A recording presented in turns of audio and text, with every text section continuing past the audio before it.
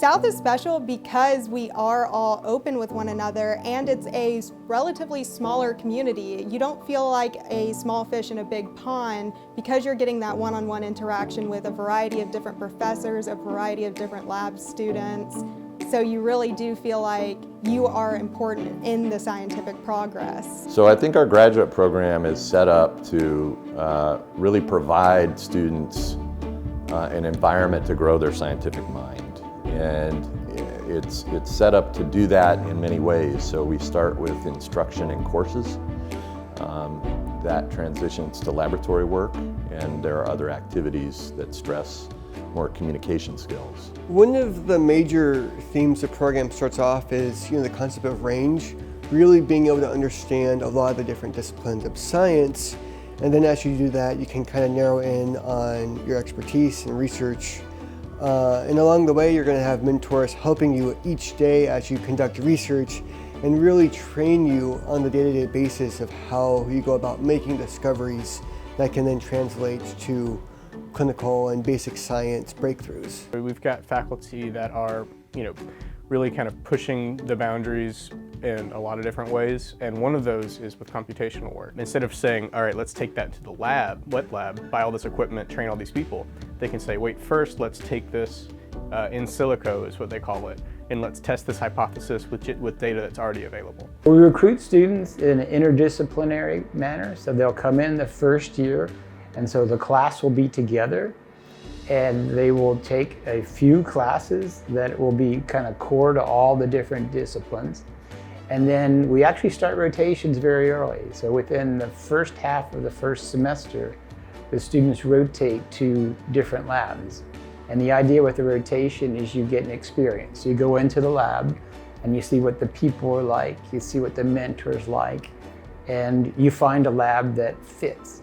I knew I didn't want to go into, say, a career in medicine. I love the concept of research because I was a student researcher here at South in the Department of Chemistry as an undergraduate, saw the basic medical sciences program, saw the fact that it had career options that allowed you to study both science, medicine, and if you had a kind of engineering, computer-based background, you could apply those skills there as well, and said that's something I need to apply for. Thinking outside the box doesn't happen 9 to 5.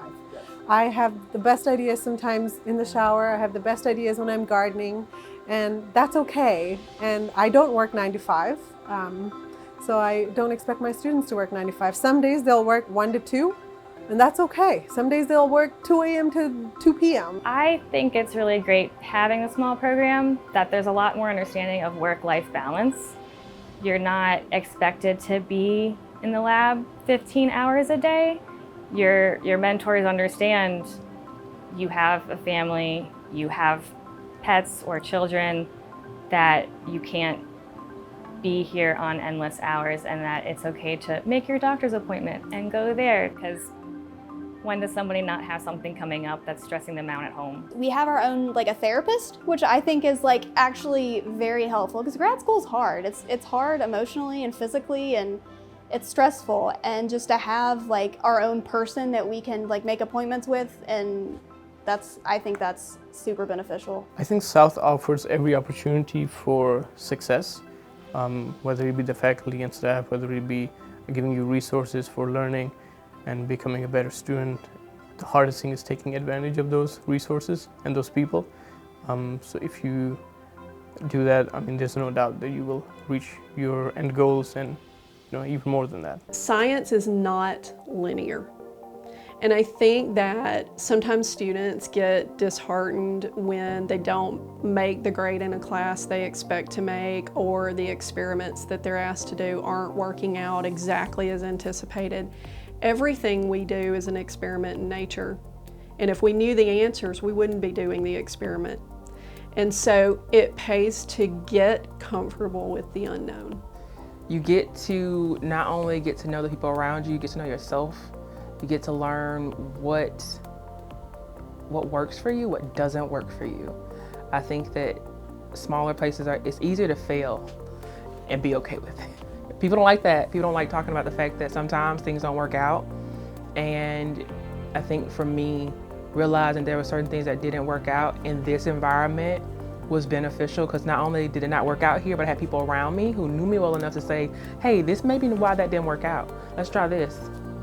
And then be able to, in a guided way, fix that problem. I love how everybody's willing to help each other out. It's more of, let me help you out and not let me steal your idea and run away with it. I often actually set up a seminar series just for students alone so they can present their work and get feedback from the other students, say, hey, maybe you should try this experiment, or this presentation's great, but maybe you should alter it this way. I feel like it's that same, almost like a trickle-down theory where like, my professor wants me to do well, so I'm doing well. And because I'm doing well, I want everybody else to do well. And so because of that trickle-down effect, everybody just wants everybody to succeed. And I feel like it's just like a little community, and I love it.